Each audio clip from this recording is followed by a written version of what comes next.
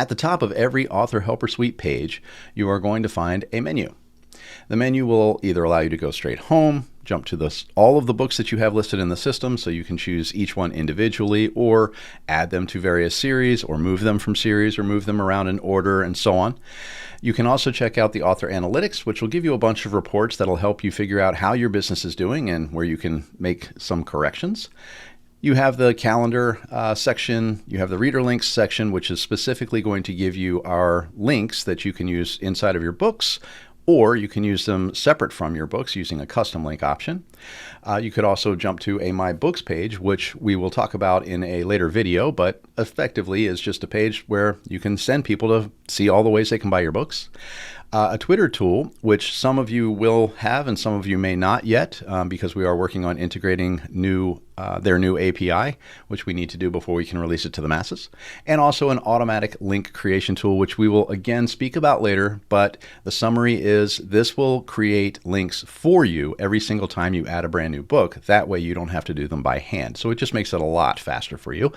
Reader teams, which are basically ARC teams, so you can bring in readers, and you can allow them to download copies of your book. They can submit issue reports to your book, and so on. This way you can track all of the issues in one section and be able to close them all in one section. So it's kind of like a bug reporting system or an issue reporting system, which is fantastic and fun to use. You can also go to the settings, obviously, and go through all of the different items to set up your account. You also have the ability to click the help file, which will open a brand new window, and it will take you to our WordPress site that has all of the help information if you prefer to read through the help as opposed to watch these videos.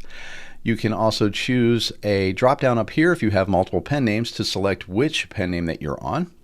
And you can create you can't create an account, but you can link an account with your PA or your virtual assistant so they can manage your Author Helper Suite account, and you can control, allowing them into the system or not allowing them into the system. It's up to you. You can always revoke that access, in other words.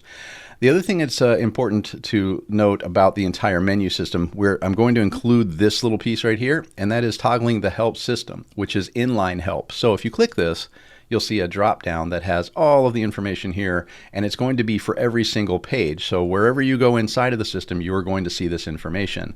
As soon as you feel like you're all set and you're a pro now at Author Helper Suite, all you gotta do is click that and it will now disappear from the entire system.